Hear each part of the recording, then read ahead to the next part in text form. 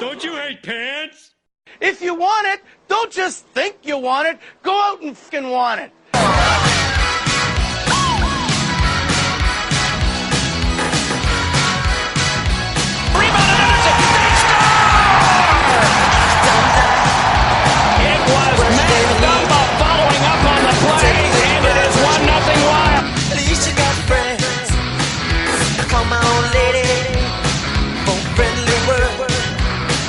Arizona waits for the puck. Paula's going to get there. He's in. He scores! Eric Paula has tied the game for Minnesota.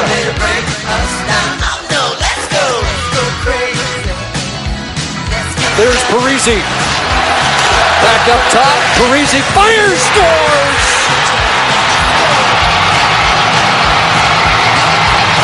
An opening night hat trick for Zach Parise.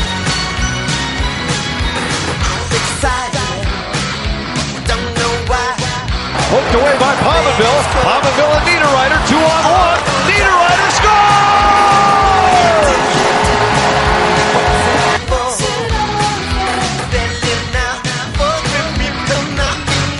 Oposo's in alone. Oposo saved by Dubnyk.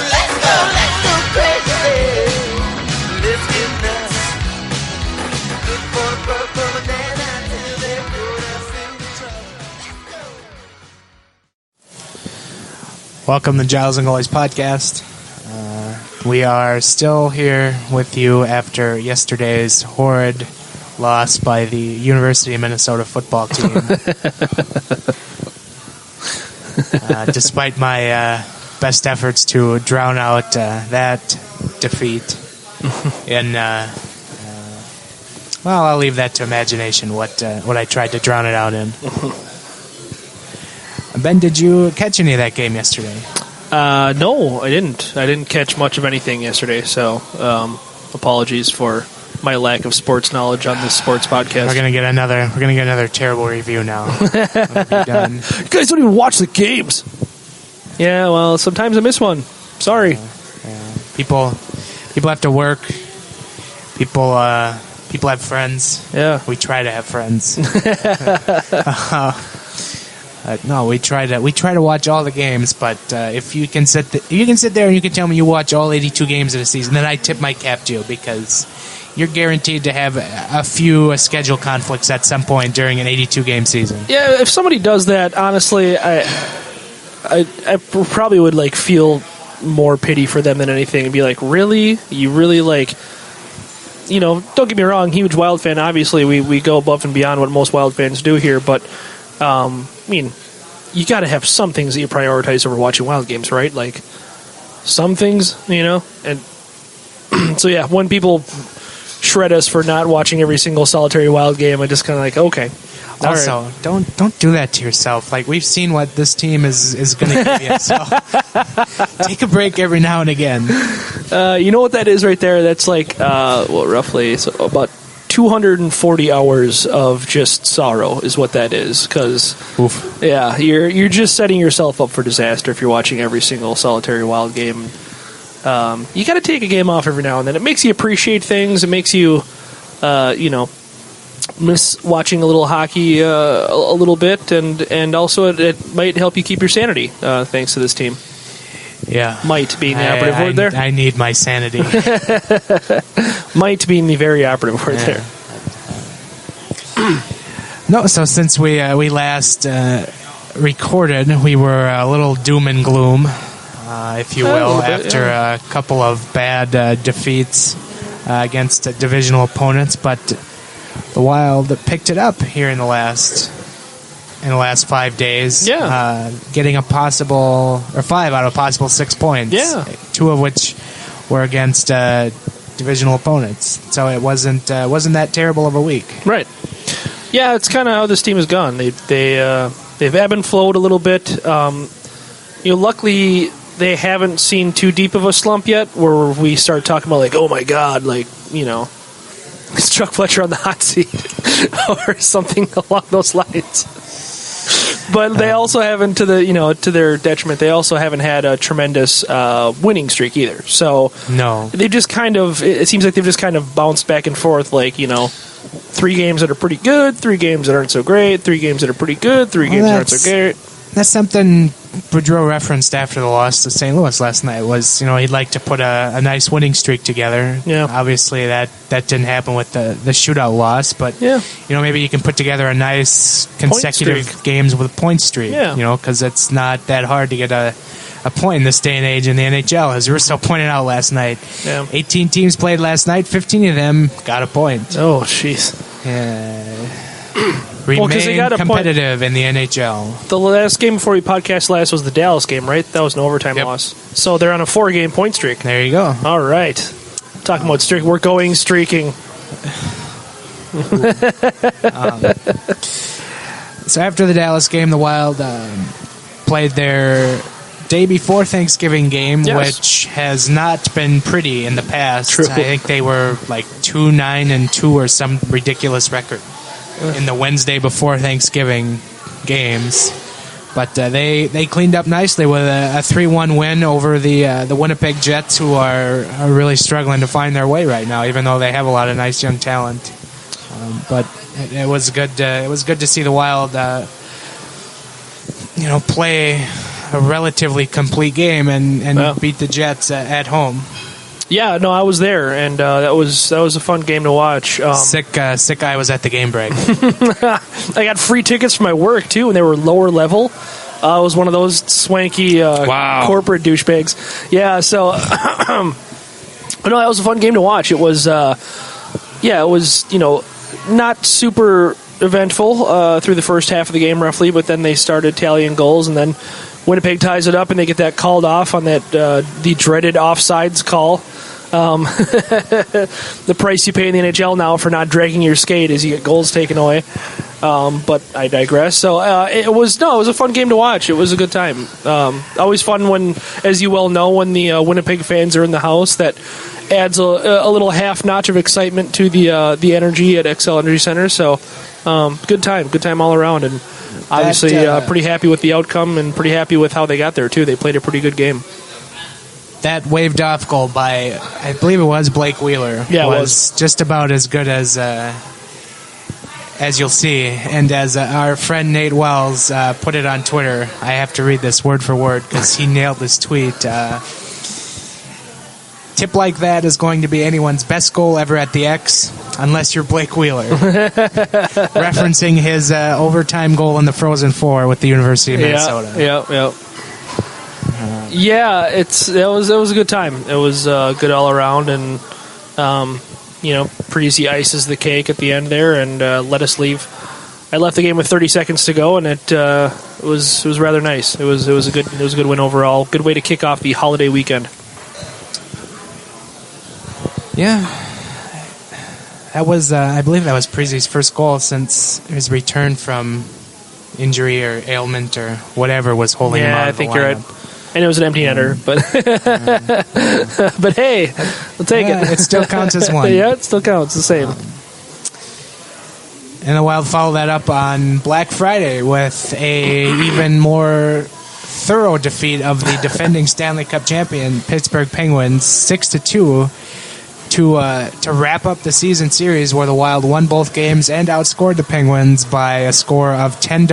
Jeez. Something not many teams are going to be able to say, right, if any, this season. Yeah, it's weird to me. Like, do the Wild just have Marc-Andre Fleury's number now? Like, I don't understand how that happens. Because I only caught a very little bit of that game, and it was. I don't know. I mean, it seemed like they were playing well, but I mean, it's still Pittsburgh. It's not like they were mopping the floor with them by any stretch. But I don't know. I mean, I saw the Granlund goal. That was pretty ridiculous, but only ridiculous in that he actually shot the puck for once. But that toe drag, though. Somebody in our Q&A later, somebody asked about Granlund, but that was very reminiscent of what the Granlund we were promised was supposed to be. Yeah, playoff Granlund, if you will. And he's been very sharp lately, and I forget who. I believe it's Pat Micheletti. It can be a cauldron of hot takes at sometimes, but he's been saying for a while that Granlund has been the best forward on this team for quite a few weeks now. I don't know that I would go that far, but I would agree with him. Yeah, I mean, he's been good. It has to be a really good take for me to say I'll agree with him on this, and I agree with him on Anytime this. anybody agrees with Pat Micheletti, you're wading into dangerous waters there. Yeah, so I choose my words carefully. What fake trade? What? Yeah. Granlund's been very good, pretty much most of the season, and he's been on the wing, which was where he flourished last year. Yeah, and then he's played, I know they split him up very briefly, but he's played with Koivu the entire time, and, there's a lot of facets to what has changed for Granlund this year. He's on the wing. He's playing with Koivu almost predominantly, or almost exclusively, and it's a new system. So, all of those things, we talked about him being a guy to look out for early in the season for those reasons.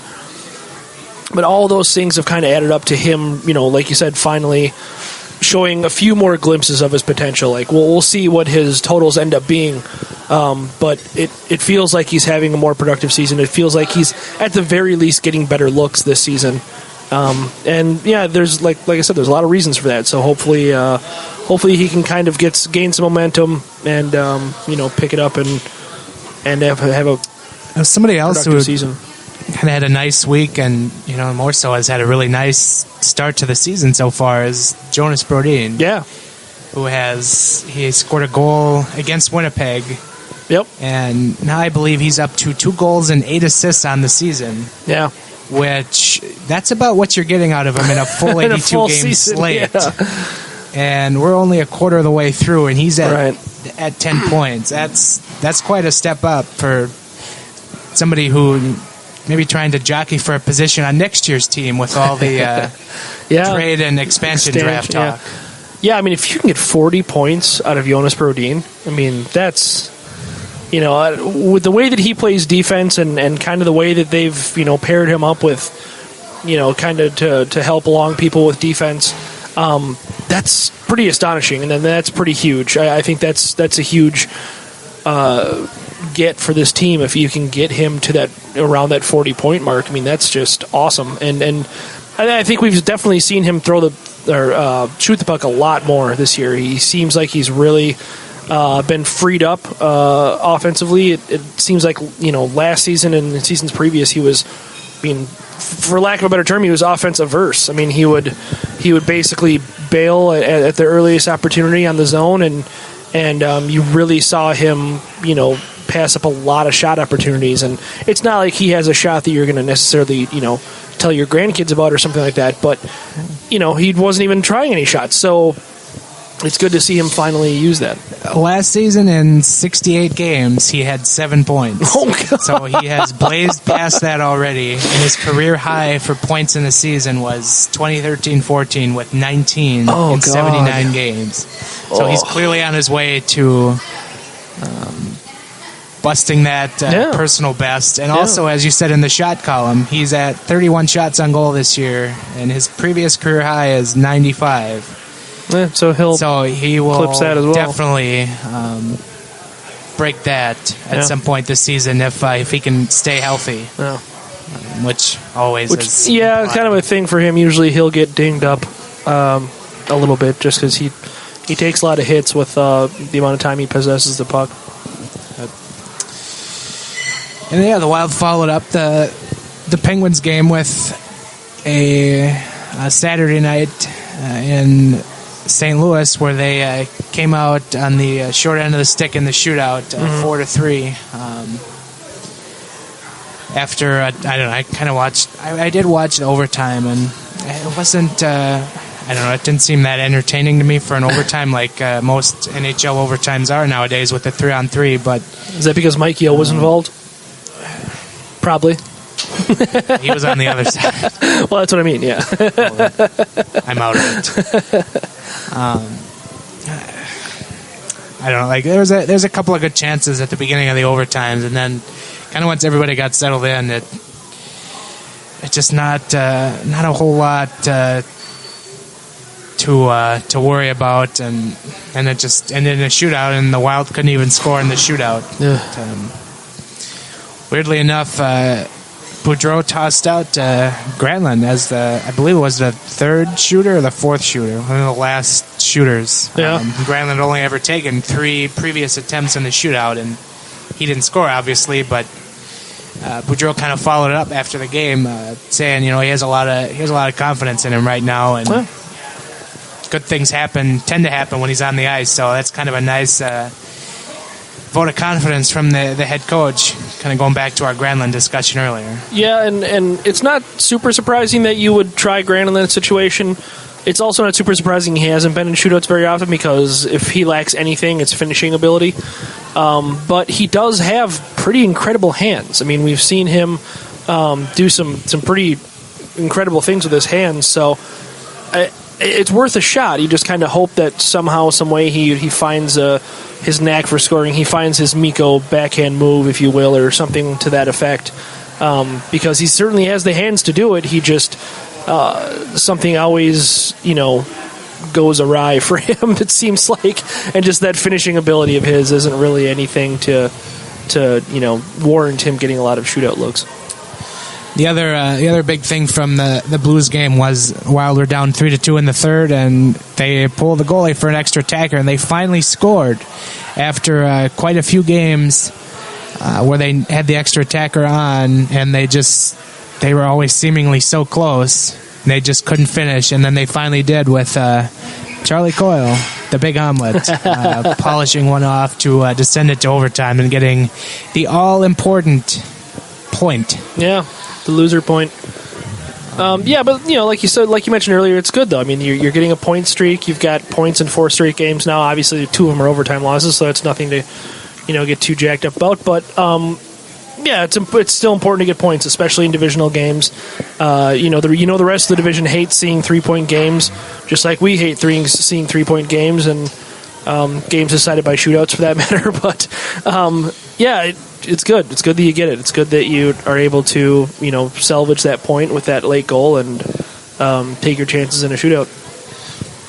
So as we record, the Wild have finished a quarter of the season.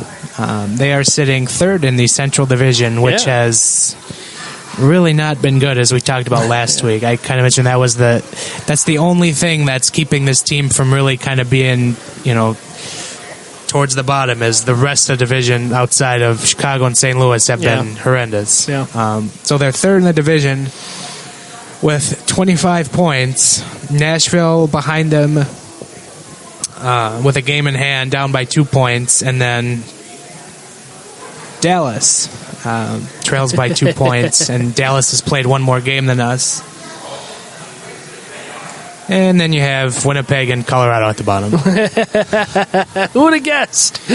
And if you take the 2 winnable games the Wild have played Colorado and let them off the hook for 4 points in those games, Colorado would be the worst team in the Western Conference. Well, which is probably fitting. I take that back. The Colorado Avalanche would be the worst team in the National Hockey League record-wise if the Wild had polished off those 2 games with 4 points. Sigh. Yeah, I mean, Colorado is. We knew they weren't going to be good, and coaching change or not, it's still the same roster. Every time, like the 2 games we played them, like I've pointed out, like there's more reason to be optimistic. Like they're trying to fight back with skill, not grit. Right. When they're down, obviously they don't have a lot of talent in terms of depth on their team, but they'll get there someday, maybe. Hopefully not. Hopefully not. So looking ahead at the Wild schedule this week, they go out to the Western Canada, which always a fun Joe is nice on the old schedule, as most of us like to be in bed at a reasonable hour, but we got to endure some late night games this week against some old Northwest divisional foes. We've got Vancouver on Tuesday, 9 p.m. Central Time start. Yeah, killer. And Vancouver one of the worst teams in the league. They actually had a nice little winning streak there, I believe, for 3 or 4 games, which kind of vaulted them out of the basement of the Western Conference, let alone the Pacific Division, which is just as equally terrible as the Central Division right now. But then after Vancouver, they got a couple days off, and they play Calgary Friday night, and then Edmonton Sunday night. So late night podcasting Sunday night. Yeah, I guess we'll see how that goes. We have to podcast after dark. We'll even be past bar bingo at that point, won't we? Oh my! Yeah, that's scary. Wow, I don't know what happens past bar bingo. Nothing good. Actually, we might have to find somewhere else to record because they close here at midnight on Sundays and Mondays. Oh yeah. So I don't think we'll be done by then. Yeah, that's a good point. But anyway, you've got. Vancouver is not good. Calgary, who's just floundering around, not being good at the moment. And then there's Edmonton, who weirdly leads the Pacific Division right now. So, all those first-round picks finally caught up, and it happened all at once. It's as if Connor McDavid is the best player in the NHL right now. Almost, yeah. He is. Oh, right. He leads the league in points. Yeah. It's amazing what that'll do to a franchise. And, you talk about generational talents, and there was a lot of jokes made and all that kind of stuff about how he wouldn't turn around the Oilers because they were such a crap show. But he definitely has. I mean, he was named captain, and obviously they've surrounded him with some talent. I mean, I don't think the Milan Lucic signing is really driving anybody crazy, but, the talent that they did have before McDavid's arrival plus McDavid is obviously been enough. That and getting Adam Larson, that was obviously the coup of the offseason was getting Adam Larson. So 22 games for Connor McDavid this season, 10 goals, 18 assists, 28 points. That's not bad. And I saw a projection that puts him right under 100 points if he can sustain this pace, which is just about incredible considering how the league has been the last almost decade. Yeah, it's usually having 100 points. One player gets to about 100 points every season, and that's about it. I know Kane did last year, but it was one player. It's not like back in the day where guys were racking up 100-point seasons all the time. But yeah, back to what I was trying to get at was, you've got, 2 winnable games, and if you can play defense against Edmonton and you got 3 winnable games. Edmonton's defense and goaltending is still a little bit suspect. Yeah. So, they're kind of leading a weak division right now. I don't think them leading the division all year is sustainable. Yeah. But, you never know. I've seen weirder things happen. But, these are all winnable games in my opinion this week. And I'm kind of interested to see what team shows up because I pointed out to a friend on Friday after I mentioned on Twitter that it's just so maddening that the Wild can just absolutely crush Pittsburgh in both games they played this year, and then they play like the Calgarys and just have complete duds. Yeah, or the Avalanche. Yeah, yeah. And I said this is like watching. Liverpool last year. They can play with the best teams in the league and beat them, but then they play down with their opponents and then lose. Yeah. No, I'm with you, and I don't know. It is frustrating because this team is so inconsistent. But I don't know. I feel moderately good about this week for them. You gotta hope that you get at least 1, if not 2 wins in Calgary and Vancouver, and then that Edmonton game. That's a pretty big test. Cam Talbot actually is playing pretty well right now. Their defense still isn't anything to get too excited about, but. The true test is going to be shutting down Connor McDavid. Like we've said before, this team, for whatever reason or other, doesn't really respect superstars. They let Sidney Crosby and Alexander Ovechkin kind of light him up to the tune of God knows how many points in very few games. So it'll be interesting to see because McDavid has, I believe, I think he only faced us 1 game last year. Because he was hurt. Yeah, he was hurt. So I think he scored that game. So kind of rides with the theme. So, but we'll find out. We'll find out what they can do to contain him. I like their chances with containing him because of the defensemen that we have. But for some reason, that just doesn't seem to be the Wild's forte is shutting down top flight players, unless your name is Jonathan Taves. Crosby can light us up, but the Wild have won those games. Yeah, this year, that's the interesting thing is that this year they're able to win those games. Go back to Sid. His stat line is weird. He has 15 goals. Yeah, and 5 assists. Yeah, that is insane. Yeah. Now, I think I saw something. I don't know if it was a Butchergrass tweet or something about him. I think this season, as some kind of adjustment or systematic thing, he's been lurking around the net a lot more. Instead of, usually he was very much of the Gretzky mold where he would be behind the net and kind of, working the corners and kind of working his magic on his, precision passing. But I don't know if it was a stat on how many shots he's taken. He has taken more shots than he's on pace for his career high in shots, but he just seems to be lurking around the net a little bit more, and obviously he's got incredible scoring touch too, so it seems to be working for him. He got a late start to the season, but has been tearing it up. So I looked up Ken Talbot's stats. Quickly wrap up the Oilers talk, and his respectable 247 goals against and a 921 save percentage, which pretty solid, almost unheard of for an Edmonton goaltender because defense is overrated. Yeah, Adam Larson, man. But I'm also seeing that he has started 20 out of 22 games this year. Oh my God. He's like Dubnyk on steroids. I can see why, because their backup is Jonas Gustafsson, who has a wonderful 898 save percentage. Oh, so yeah, stay hot, kid. They're not. He's not giving Edmonton any confidence to give him a start. What's the over-under he starts against the Wild? There's your confidence boost right there. We'll see, I guess. But yeah, no, that's the game I'm most looking forward to. Yeah, for sure. Edmonton, I tried watching them last week it was a Wednesday night when they were playing Colorado and McDavid torched the Avalanche. Yeah.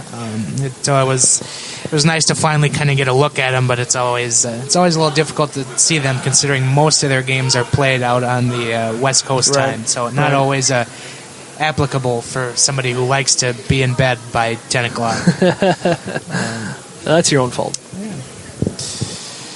So since we're at the quarter mark of the season, not the quarter pole. Quarter pole? I thought that was... No, it's not the quarter pole. That's what I thought. Yeah, that's... Quarter mark, that's No, why... I wasn't correcting you, I was agreeing. I was just... Because you'll see the word quarter pole thrown around by everyone and their mom, and it's actually for the last quarter of the season. Exactly. But, no, so since we're at the quarter mark of the season here, we're going to check in on our preseason predictions of the over-unders, which I'm just dying to check in on. And we've crunched the numbers. We're kind of trying to calculate what everyone's on pace for. I did some crunching, yes. Ben crunched the numbers. Yeah. I just didn't do anything. Well, you screenshotted. I screenshotted what the predictions were. So that was probably more work than I did on a calculator. So all right, I've got it here. So we set the over under for team wins at 46.5 this season. You took the over. I took the under. Yeah. And they are projected, or they're on pace for 43 wins this season. Right.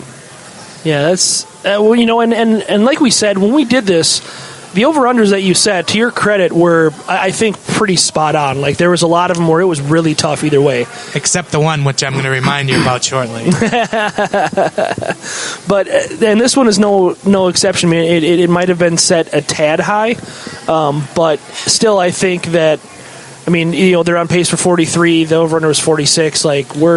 They're right in there, and it really only will take a little bit of a hot streak. Conversely, it'll only take a losing skid to kind of bump them off that completely. But a mid-season swoon, if you will.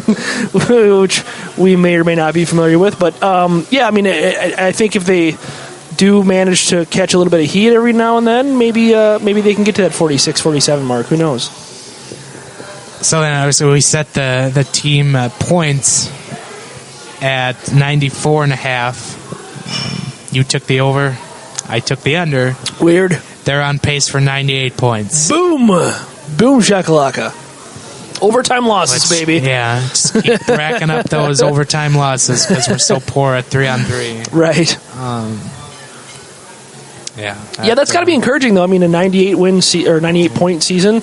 I mean, that's obviously, that's lock, stock, and barrel. That's a playoff spot. That's probably a top 3 spot in this division. Yeah, you'd have to imagine. So, because I think the division winner would probably come in around 100, 103, kind of in that range. Yeah. So that would definitely cement them of not being a wild card team if they can sustain that pace. Right. Well, but I believe 2 years ago, were they not a 100-point team? And they were the first wild card? True, but the Western Conference wasn't. That's true. It was a lot better that season. The Western Conference is just utter garbage crap that it is right this now. season. Yeah, that's true. Very true. Good point. And we had Devin Dubnyk starts. The over-under was set at 65.5. You took the under. I took the over. And he is on pace for 66 starts. So he's just going to hit the over. You nailed it. Although I'm at this point, I'm probably going to say it's probably going to be the under just because I know there's a lot more back-to-backs. Yeah, and down he won't the road. get the starts in all of them, And not like the last two. Despite what we just saw in the Friday-Saturday back-to-back where he did start both, I tend to think that down the stretch, you're probably going to give Darcy Kemper a game here and there just so that you don't have a gassed goaltender in the postseason. Yeah, ideally that would be the hope, right? So, but Boudreau has been pretty good about that, and that's why I was pretty comfortable with going with the under because Boudreau has always been a 2-goalie guy. Maybe sometimes to his detriment even, but and then now Kemper is playing better in his last 2 starts. It feels like you haven't really seen a bona fide hot streak out of him because he hasn't had that many starts strung together. But it seems like you're right in line for that low 60s-ish number. For Dubnyk, which is probably right about where you want him. You want Kemper starting around 20 games. Ryan Suter minutes, 27-15. We both took the under. Right now he's at 27-34. Yeah. Which, just barely over, but we've also seen key defensemen hurt. Yeah. And then we've seen inconsistent play from some of the other defensemen.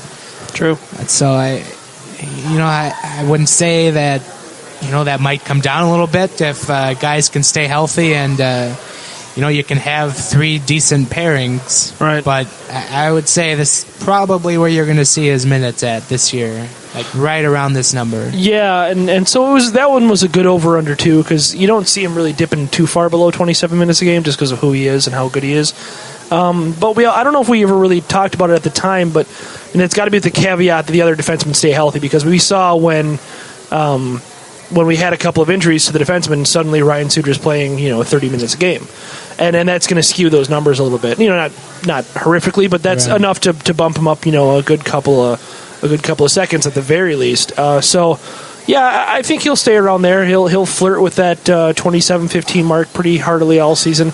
Not something that Boudreau usually does, giving a defenseman so many minutes, but obviously Ryan Suter isn't any other defenseman that Boudreau has even had before. I don't think Boudreau has had anybody even close to Suter before, so Mike Green doesn't really qualify as a Ryan Suter type defenseman, so it'll be interesting to see what he ends up at, but I would agree. I think he's going to be right around there. And even though he's not going to get the under on what we said here, I'd still think that down the stretch, especially in the spring, these only averaging 27.5 minutes will pay off for him not being, ridiculously tired. Yep. As we've seen when he's getting run out there for 30 minutes a night. Right. But we'll see. We'll see where that goes. Fresh. But that's just something to hope for. Yeah. Zach Parise goals, 26.5. I took the over. Yeah. You took the under. Yeah. And he's on pace for 16 goals. Yes. Sorry, I was thinking he's already at 16. I was like, what? No. He's at 4 goals he's right on now. Pace for 16, and injury and illnesses have kind of taken its toll on him early on this season. He's only played in 14 games. Yeah. And even if, he's played every game, probably on pace to just come in right around that number. Yeah. So it would be close, but it looks like the under's gonna win out there. Well, I mean, that remains to be seen, and if he stays healthy the rest of the season, there's no reason why he can't get to 27 goals. He just needs to kind of heat up a little bit, and most importantly of all, stay healthy, because that was something we probably did brought up when we were picking the over-unders, is that, well, and I think that's the reason why I chose the under, actually. I remember I said that because I just don't see him staying completely healthy. I didn't say he was going to suffer a catastrophic injury, which he hasn't. But, he's going to be dinged up. And what did he miss? He missed, what, was it 5 games, 7 games, something like that? Yeah. Just things like that, 8. where he's going to miss, a fistful of games every now and then because, the way that he plays. And that was my choice with going for the under. And that, kind of looks like a decent call right now because he hasn't been healthy so far. And betting on him to be completely healthy the rest of the season might be asking a bit much as well. When we brought this up last week, that I think we did, that when he gets hurt, like he needs to not come back until he's very close to 100%. Yeah, that's just when you're out there and you're only at 50%, like you're just not doing any favors. Well, right, especially for him because his game, and I'm not saying that Zach Parise isn't skilled because obviously he is, but he's not Sidney Crosby skilled. He's not super skilled. Alex Ovechkin skilled. Like his game is predicated a lot on hustle, and it's not like he's the grittiest player in the world, but he makes a lot of opportunities for himself with his style of play, with the way that he hustles, and it's obvious. I mean, his game drops off more than anyone else when he's hurt. Because he relies so much on that work ethic of his, and that work ethic of his, it is a talent to be sure, but it means that when you're not completely healthy, it's going to make it tough for you to produce like you were when you're healthy. Yeah, and the Wild may also want him to not rush himself back from injury, considering they still have him under contract for another 9 seasons. So they'd like to get as much as they can out of him for as long as possible. Yeah. Agreed. So here was the heated topic, or the heated over-under that I remember us kind of pondering a lot on the podcast, whether this was set too low. That's right. And I believe you said this was straight out of the Clarence Swamptown playbook. It was. We set Mikko Koivu points at 42.5, which I thought was fair. And you clearly took the over. Yeah. And I begrudgingly took the over on this, just because he was going to get the second line minutes. Sure. And as we stand on pace for 43 points, he is barely going to clear the over. Yeah. If he doesn't miss a game, he will just clear that over. Yeah. He has just not been good. Yeah, it's interesting because it's almost like he lost a lot of mojo with not being the number one center on the team, with not being that guy, quote unquote. But I don't know. It can't just be as easy as Eric Stahl stole his thunder. It can't be that easy. And he's playing with Granlund, who's a talented guy. It's not like he's not surrounded by talent. And then they've rotated a wing in, and it's all been talented guys. They rotated Nino in there. They've rotated. Chris Stewart wasn't there for very long, luckily, but they've rotated everyone in there. They rotated Coyle in there briefly. They rotated Parise in there for a significant amount of time. So the opportunity is there, but Koivu just hasn't been. And I didn't see him regressing a ton because he has 56 points last year. And yeah, I expected him to regress. He was going to get a little less minutes. He's getting older, etc. But to drop off 15 points, that seemed absurd to me. But now it's more or less kind of happening, and I don't know. I can't quite put my finger on what's wrong with Mikko. It doesn't seem as easy as his age finally caught up to him. Because he's still as skilled as he was last season. So I don't know. It's weird. He's regressed clearly, and he's not having a good year, but he's just going to beat that over mark if he doesn't pick it up here. And I think he's been a little better with Zucker on his line here in the last week and change or whatever, but not a whole lot of improvement. But I think if he stays healthy and Zucker kind of is a mainstay on his line, I think he'll hit that over. But he's just barely going to hit the over. Right.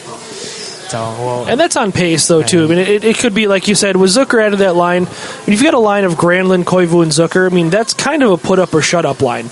That's kind of a line where it's like, all right, well, you guys are expected to produce, and, quite frankly, none of you are really producing the way that we expect. And that dates back, too. So it's like, those three put together is nice, because there's a lot of talent there. There's enough speed there, there's enough skill there, to where they should be producing points. And if they don't, well, then that's obviously an indictment on them, because they're given the opportunity with plenty of talent on that line to produce, and they're just not. Yeah. Yet, which, not to say they can't. And like you said, they scored the other night, or Mikko scored the other night, so it's not all hope is lost, but he scored twice in the last week. He scored against St. Louis and against Winnipeg. He did. So he's heating up, Giles. It's getting warm. Gonna hit that over. We had Eric Stahl points set at 47.5. Oh, does that look foolish now? And we both took the over just because he was, Drew already said, like, he's a top line center. He's going to get the top line minutes. Yeah.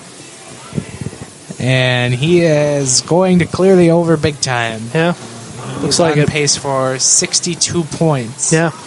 Which is great. It's not often do you see a Wild player clear 62 points or 60 points in a season. Right. I think Parise did it a few years ago. But again, it comes down to if he can stay healthy. Like that's a pretty significant. I forget the word I'm looking for. It's a fairly significant return on a relatively low investment. Yeah.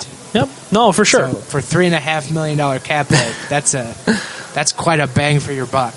Yeah, and that's what I wrote about last week on Monday. Was the value that the Wild are getting out of Eric Stahl right now. I mean, they really kind of took a chance on him on a buy low thing, and there was a fair amount of people that were pretty upset that they were bothering to give all this money and this spot essentially to somebody who kind of seemed washed up, somebody who his best days are definitely behind him, and that still might be true. I mean, I don't think he's whipping out a 100-point season again like he did early in his career, but certainly if he gets a 60-point season at $3.5 million, I mean, you got to love that deal.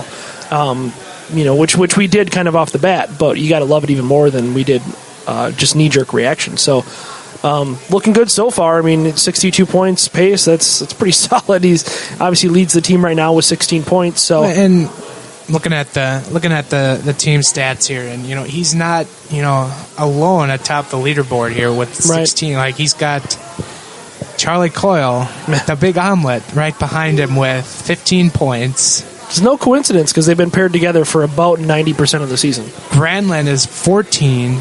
Wow. Suter as well with 14, and then Niederreiter with 13. Yeah. I mean, that's a fairly significant change at the top of the stats leaderboard. Right. Like you're not seeing the Parises and Koivus up there right now with Suter. It's Stalls, and then look, the kids. The kids are finally stepping it up. Hey. No, yeah, it's a very good sign, and you're always stuck looking for positives.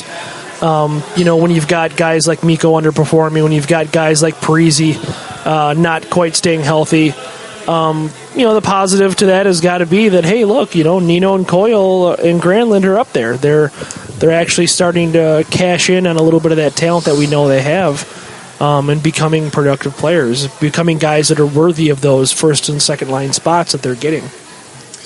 And we don't have them on our over-unders this year, weirdly, because that should have been the one we probably could have tried. But I'll say Charlie Coyle's on pace for 31 goals. Yeah. Which... not bad. Wild don't get a lot of 30-goal scorers out there. Was there been 4 total? I think so. Yeah. Probably what? 3 are Gabrick? Well, no, I mean 4 players who have done it. Gabrick, Parisi, and Palmer have all done it. I know that. There's another one, too. I'm forgetting who it is. Ralston. Yes, thank you. Speaking of Gabrick, I also put this out there on Twitter. I believe it was Wednesday night after I watched Ovechkin score a hat trick on St. Louis. In his career that started in 2005, Alex Ovechkin has scored 16 hat tricks. The Minnesota Wild, which predated Alex Ovechkin by 5 seasons, starting in the year 2000, have had a grand total of 21 hat tricks. Wow. I'm surprised there's that many, and to be honest. If you take away Marian Gaborik, oh, God. that number goes down to 12. Yeah, it doesn't surprise me. Wow. Yeah. Ryan Suter has one. Antti Laaksonen has one. I was there. Mark Chouinard has one. Wow. Mark Chouinard. I was there for the Antti Laaksonen hat trick. It was the first ever. Household names. The Iron Fin. Yeah, that's depressing. Oh, God. If we're still podcasting at this point, who will have more hat tricks at the end of Ovechkin's career? The Wild or Ovechkin? We really have to note this for posterity. Yeah, that's a terrifying thought. You'd kind of. I'm going to roll with Ovechkin. Yeah. Just because. Try not to let your boner hit the bottom of the table there. Anyway, back to our over-under. So we had Jason Zucker goal set at 21.5. You took the over. I took the under. Yeah. And he's on pace for 7 goals. 7. Zucker's been interesting because, he was a guy, and the reason why I took the over was he was a guy that you thought could have really blown up under Boudreau. Granted, we're not really seeing anybody, quote-unquote, blow up under Boudreau right now, but if anybody was going to before the season, you would have kind of earmarked him as a guy that might be able to. Whereas it really hasn't happened at all, and he's really kind of struggled. He's bounced around a lot of lines. But like I said before, I mean, you put him on a line with Koivu and Granlund, and it's kind of like, well, you got to start producing, all 3 of you. And he has 10 points, so he's on like a 40-point pace. Right. But it just only 7 goals. He's getting a pile of assists, which is weird for him. Right. It's usually the other way around. Right. Usually goals, he's more of a assists. scorer, yeah. But yeah, I don't know. It's interesting, and he's the type of guy too where he'll heat up, and I'm not saying that he's going to hit that 21 goal mark. In all likelihood, it looks like he's not going to, but it's still possible because he's a guy who can heat up. He's a guy who can suddenly reel off 5 goals in 6-7 games, something like that, something along those lines. So I'm not ruling Zucker completely out yet because I think there's still a lot of untapped potential there, but. It doesn't seem to be working for him as well as it should, and what that means for his future here is interesting because you got to think that Las Vegas is got an eye on him. Maybe they don't. Maybe they do not give a flying F about the singular one of them player in the National Hockey League. But you got to think at this point he's going to be exposed to the expansion, and quite frankly, if Vegas takes him in the expansion draft, I mean you couldn't do the Wild a favor. You couldn't do a bigger favor to the Wild than that. I guess we'll see it. It'll be interesting to see if he does heat up a little bit, and if he does heat up a little bit, maybe that makes him a little bit more enticing to the Vegas Golden Knights. So I don't know, but so far not so good. He's been relatively invisible here in the last couple weeks. Yeah, unfortunately. I mentioned Koivu's been better since Zucker got on his line, but that hasn't ultimately reflected the other way around. Zucker hasn't ultimately benefited a whole lot from being on Koivu's line. No. Hopefully here with some, not skilled teams on the calendar, he can maybe find some kind of groove and get him going, but obviously he's well on pace to come in way under. Way under, yeah. what And we for him said to for not him, only so. to not get to 22 goals, but for him to not reach 10 goals, I mean, that's bad. Yeah, that is bad. I mean, that's stuff where it's like at that point, you might as well see what Timo Pulkkinen can do, because you got to figure he's good for at least 10 goals in the National Hockey League. Timo Pulkkinen, who I'll point out is currently on a 4-game goal streak and is averaging over a point per game in the AHL since his demotion. Yeah, well, yeah, it's. I mean, that's definitely talent there. typical stuff for him. But I'm just saying, like, maybe we should try and find a spot for him again. Might as well. I'm with you on that. Anyway, Niederreiter goals 27.5. You went over. I went under. Hater. Weird, but I went over on Zucker and then I was low on Niederreiter. I remember big Zucker, low Niederreiter. That was my thought. Sure, but clearly other way around. Niederreiter on pace for 27 goals, so it would be just under the mark. But if Boudreau keeps the highly touted Niederreiter Haula-Pominville line intact, I think Niederreiter would be well on his way to clearing that, because that line is magic. Yeah, it seems to be doing really well as it did late last season. And Niederreiter, aside from that, before that line was having a pretty decent season too. So it's more expected growth from him. You really kind of hope that he can somehow, some way get to that 30-goal mark, much like the Big Omelet. That would be huge. So you have two players on this team, I think they're both still under 25, hitting that 30-goal mark. I mean, that really bodes well for your future for a team that has been historically as offensively starved as this franchise has been. And then our last one was just kind of a fun one. Pominville, Shanks. We set the over-under at 107.5. Yeah. On pace for 55. Yeah. Which it's disappointing. Right. We actually really haven't. We didn't put any science into it the first time. Right. He hasn't had a whole lot of Shanks. Like, there have been some things where he probably should have scored, but it just the Shanks have been few and far between this year. He did have the memorable one where he hit the pipe twice. Where he had a wide open net, hits the pipe twice, and then Haula comes in. Haula got your back. Hammers in the rebound. Thank God. I mean, nobody loved Eric Haula in that moment more than Jason Pominville. As well, he should have. Well, and you and Dan. But it just. But it has been few and far between. And sure, we've seen the typical Pominville Shanks every now and then, but in the grand scheme of things, like, he's not leading the team in missed shots, and he's not he's not as quite as snake bitten as we've seen him in the past. He's still snake bitten, not quite as snake bitten. I was aiming for a Dan-free podcast today. That's right. Well, it was fine until you said it, right? Because I said it, so yeah. I didn't know that applied to me. I guess I should have. When I said debatable, I was kind of referencing me. Yeah, no, I know. You dropped the Dan in there.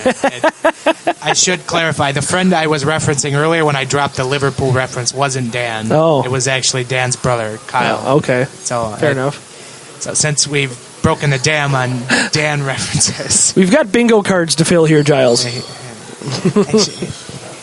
Actually, we should probably have a contest with that at some point.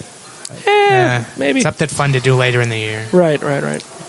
Anyway, so that's where our over-unders are at. We'll check in kind of at the mid-season, around the All-Star break, maybe. Sure. Get our All-Star mid-season podcast lined up. Yeah. Maybe have same number of guests, a couple less beers. Well, that was the All-Star meltdown. Yeah. All right. So we did do a Q&A this week. We tossed out just another general Twitter announcement. Sure. Send in your questions. Dan struggled to find one. I watched him struggle, and then I told him you should really space out your good material. Yeah. That's a good point. And he got one in. Oh, of course. But it's kind of down the line here. So, first question from Bob Spencer, who joined us a couple weeks ago on the podcast. What are the chances my man Charlie Coyle leads the Wild in scoring at the end of the year? Well, decent. As we just kind of went over, like I don't think points, but I think he's got a good line on goals. Yeah, I mean it's even with points, I mean he's close right now, and definitely with goals he's obviously very close. So I don't know, possible. And I should clarify too. He's only 1 point behind Stahl for the team lead. So, right. If he catches fire in all aspects, he can easily lead the team. I think him and Stahl are definitely kind of the rising tide, lifting all ships kind of thing. So it's entirely possible, actually, which is, like I said, very encouraging if you got a kid that young that's leading the team in scoring. Next question from Serious Mashup. We haven't heard from him in a while. Has Granlund finally become the forward we expected him to be? No. He's still not as good as we thought he would be. That's just the sad truth of it. But he's better, and that's good. Like I said, we're just kind of waiting on him to heat up, and it's still... He's done a little bit better, but he still hasn't quite hit that full-blown, hot streak just yet. So... no, he's not as good as advertised when he came over from Finland, but this year he's actually showing signs of life, which is something you haven't been able to say about him basically since he got here. So, I don't know. It's kind of a weird positive, negative answer. I'd say, it's still kind of too early this season to say, oh, yeah, he's finally stepped it up, but... we've seen a step in the right direction for him this year, and it's also a contract year for him. So obviously he needs to have that step in the right direction. Otherwise, logical that he had a salary decrease next year. Another one from Serious Mashup. How is the Kaprizov situation developing? Well, that's one I have to look into because I haven't really heard anything. I know he's doing well in the KHL. Yeah, I haven't. Which I'm trying to look up on the fly here. I know typically I'll see some tweets about him from Corey Pronman, the ESPN prospects guru, and also once in a while if Dustin Luke Nelson comes across a tidbit from him, he'll definitely pimp it as well, and along with the Hockey Wilderness guys, but. I haven't seen anything recently. I know he was off to a really good start for the season. But it's interesting because, he lasted as long as he did because there was a lot of mystery about him actually leaving Russia to play in the States. And but then in an interview last season, he said he wanted to. He said he was excited to play for the Wild. He was excited to play in the NHL. So, I don't know.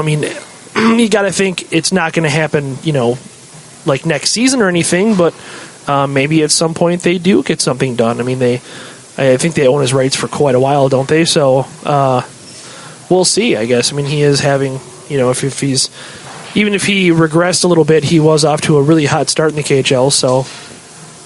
So I got his numbers here, finally, after. It's weird. The KHL is much like the NHL, where they don't want to have all credible stats right there. But, are their stats done by SAP too? God, just awful. So far this season, 33 games with Salavat Yulev. Okay. I have no clue if that's right. Probably not. I'm not up to date on my Russian. Sure.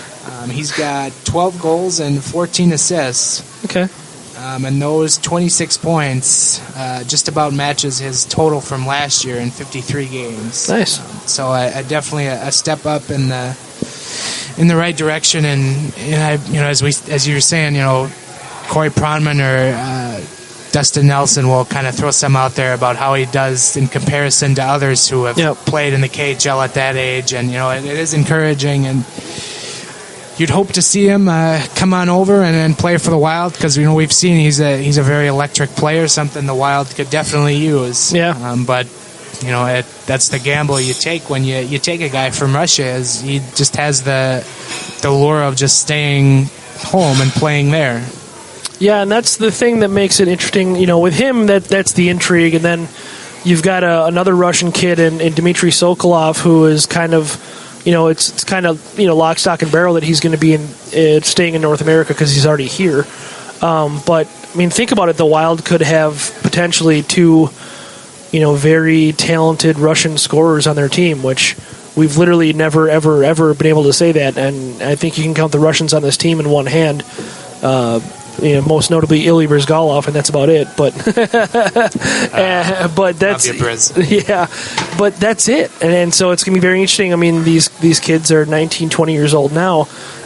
They could end up coming stateside in a year or two here, and you have to be encouraged by the results they're getting at the levels that they're at the age that they're at right now. So I don't know. It could be a whole new world for the Minnesota Wild with two very talented Russians on the forward lines. We're 40% of the way to our own Russian 5. Oh my!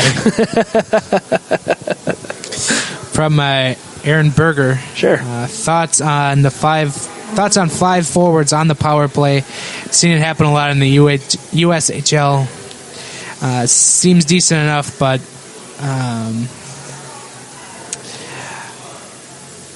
re-entry into the zone can be an issue.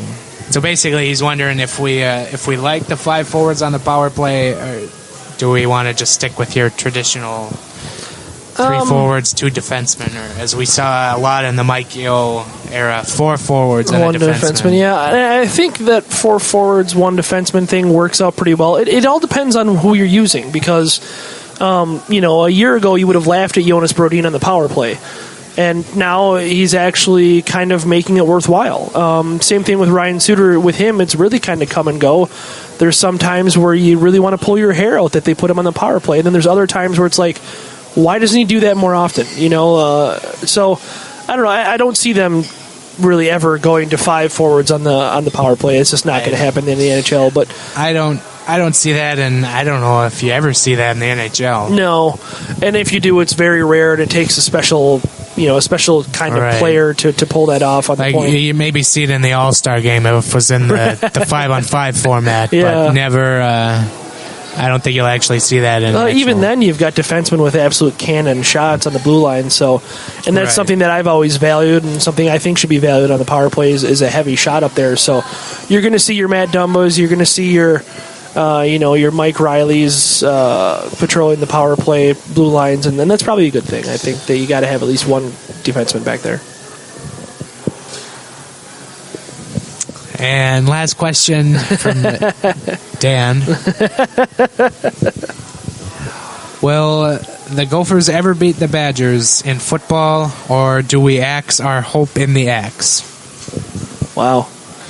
That's terrible. That is terrible. I don't know. I had a long conversation with my friend who's a very big Gopher football fan last weekend.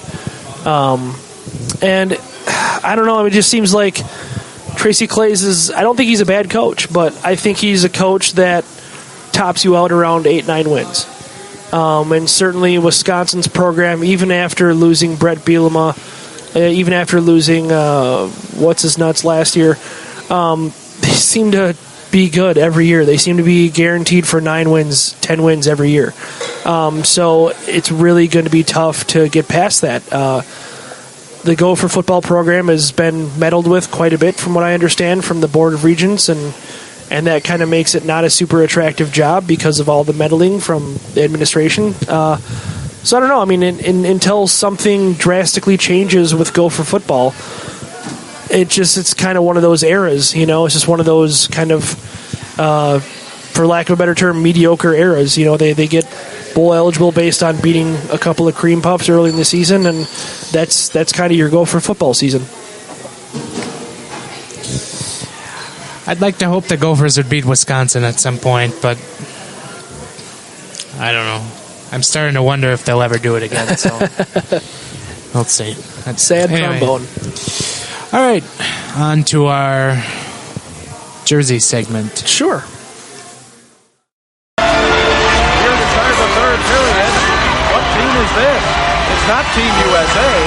Well, yes, it is. They've got on new uniforms. They're wearing the logo of the Duck. I've never seen this before. All right, and I want to fully apologize for screwing up reading my own email somehow last week and giving us the wrong team because we talked about the Canucks, and I was like, wait, why do we have them this week and we play them next week? Oh, that's because I'm an idiot and I can't read dates on an email that I sent. So, I fudged that up, and now we get to do two teams, which is actually opportune because the team we were supposed to do last week had a jersey announcement in the last week. So, I don't know, maybe a blessing in disguise. So the Penguins was the team last week we were supposed to get on, and we obviously hold in high regards their current set for this season, and I guess I'd like to think that moving forward they're not going to tinker with that because they really just switched to it. Right. And then they did just have their Stadium Series jersey unveiled, which it didn't look all that bad to me. No, I like it's a little different, but I do like it, and I do like what they did with it. I think it's got the right thing in mind. And it's just different enough to be worth doing for a Winter Classic like that. So, I guess, I'm a fan. It's a cool look. Obviously, just Google Penguin Stadium Series jerseys, and it's a dominantly yellow with black trim, and they've got obviously the skating penguin on the front, and then on one side they have a kind of a weird shoulder/arm patch that says Pittsburgh City of Champions, which actually isn't doesn't look all that bad. Yeah. I don't know. I'm cool with it. I'm maybe not as cool with Pittsburgh hosting another outdoor game, but it looks like a pretty solid jersey considering what we've previously seen from Stadium Series jerseys. Yeah. And as far as the redesign goes, I think Pittsburgh, and as you mentioned earlier, we hope we don't mess with it. They're one of the rare teams, I think, as we go through this process, that we really would be quite upset if they changed anything. They really... I'd mutiny. There's going to be three stripes up the side. We know that much. But other than that, they really, really shouldn't mess with what they have going on right now because it is just such a beautiful logo set from top to bottom. So, and then aside from that, like I said, the Winter Classic thing looks nice. Did you see the tweet from the Oilers fan at the Penguins complaining that they were calling themselves the City of Champions? No. There's an Oilers fan. He tweets at the Penguins. He goes, you guys can't call yourself the City of Champions. What have you done in the last 25 years? Got him. And the Penguins actually tweeted right back to this guy. They go, we're confused. We've won 4 Stanley Cups in the last 25 years, and the Oilers haven't won any. It was the ultimate, Brian Reynolds type moment. I'm going to venture a guess and say that Pittsburgh quickly sent the controls of their Twitter account over to Mr. Reynolds. And that was just fish in a barrel. I don't know what that fan was thinking, calling out the Penguins for winning titles versus the Oilers. But whatever. I don't know, maybe the guy's still living in the 80s or something. I'm not sure, but he's in some kind of weird time capsule that I can't understand. That's all Oilers fans. Yeah. That's also Avalanche fans too. True. Yeah. Hey, remember we won a cup? Yeah, that was almost. Yeah, good 15, on you. It was 15 years ago now. So and then our jersey team of the week is the actual week. The Vancouver Canucks, as we kind of alluded to last week. Mm-hmm. Obviously, right now the Canucks have the blue and green set up. Right. Free Willy. Which they've had really since the Northwest Division, the end of the Northwest Division days. Yeah. Yeah, they're a team that just can't really seem to figure out their colors. Right, and they flop on colors. Really ever since they changed from the black and gold from the 90s, they really just kind of flip-flop on colors. And even before that, they flipped from the blue and green to the black and yellow and what is that, orange, red? And I don't know. Well, then they had those gradient jerseys, which that was vomit-worthy. With them, I don't know. I'm fine with the blue and green. I think that's a decent enough color combo. Obviously, it's fitting, seeing as where they are and stuff. I don't know. I mean, I'm very partial to the flying skate, just because we grew up with it. Like the Pavel Bure days and stuff. Oh. I really like that jersey. I own one, but I don't know. I don't think that it aged particularly well, and no. it doesn't look as good as. So for them, I would actually go with a full-on redesign. I mean, I'm not really crazy about the Free Willy Orca logo. So I don't know, and I don't think they can do a giant V on their jerseys anymore. I don't know that they want to go with that super simple hockey rink with a stick in it C logo anymore. Even though when you put a putter in it in April, that is fantastic hockey humor. So for me, I don't know. I go for a full on redesign. Nothing too crazy. I mean, maybe you involve the Johnny Canuck character or something versus an Orca, which isn't necessarily part of their name, but their name just means Canadian. So I guess I don't know. Is what it is. But I don't know. I've never been big on the Orca, so I would go full on redesign. I mean, I would tear the walls down. I don't know. I don't mind their current setup right now. Yeah, it's not terrible, but it's not great. If they go full on redesign, I wouldn't be opposed, and I wouldn't be opposed if they went back to the black and yellow color scheme in the redesign. As you said, the flying skate's probably outdated, but I don't know. It just to me that just looks better, the black and yellow look. But I don't know. Yeah, I mean, you could go either way. We have to figure out what to do with the Canucks. That's probably what we should do. We should come up with a proposal on how to fix the Canucks uniforms and send it to the NHL. That's where we're going to make our money as NHL jersey consultants. Turning around, because a lot of other teams are pretty easy. Yeah. This is where we gotta make the money. So we make those hot consultant bucks. Yeah, that's why we want to get paid the big bucks. Yeah, exactly. Well, I'll slap up Microsoft Paint and I'll see what I come up with. Yeah, we'll see what we can get going here. So that'll probably wrap it up for this week. Sure. I don't know. Any final thoughts? Not really. It's like I said, 4-game point streak. I got to kind of like how that looks, but there's still a lot of hockey to be played. I mean, we're literally just at the quarter mark, and when you think about seasons past, think about how much you cared, how much the results at the quarter mark meant at the end of the season. So that's kind of where we're at. So, don't get too worked up either way. I guess we're just at the quarter mark. Yeah, I'll say just out of past experience, keep your expectations low this week. Because as we said, these are really all winnable games. But the Wild, as we've mentioned, love to play down with their opponents. So I wouldn't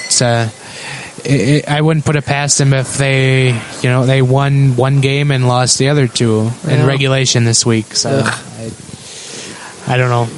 That just keep your expectations low, much like you should with Gopher football. Don't ever get sucked in and into believing that anything good's going to happen. So. And this podcast. That too. Although we did put in some good effort today. I actually had a computer here to do research on the fly, so we can be more statistically accurate. Yeah, because that was a complaint that we got. So we're trying. Yeah.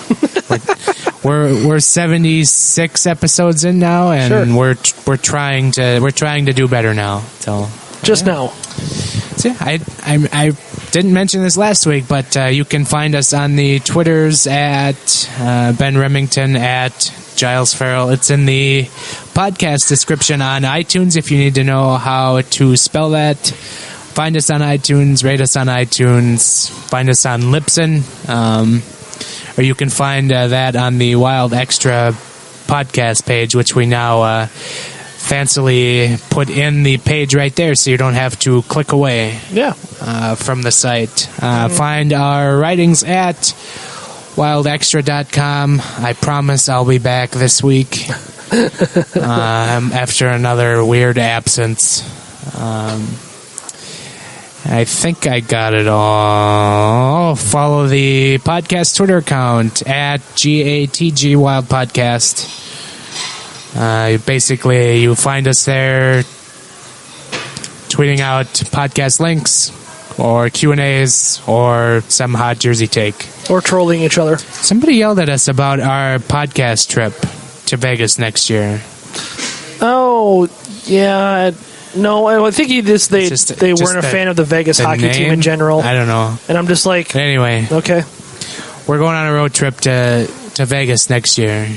Or maybe, I think you said that we could have 2 trips to Vegas next year. The Wild could go there twice. That'd be great. We'll see. Fingers crossed. I'm also looking at taking a trip with the Wild again later in the year. Yeah. So I might as well. We'll see where that goes. Yeah, but same here. Anyway, we've gone on too long. If you like this podcast, let your friends know. We're trying to whore out for the listens. So let everyone know. Thanks again, and we'll see you next week. Later.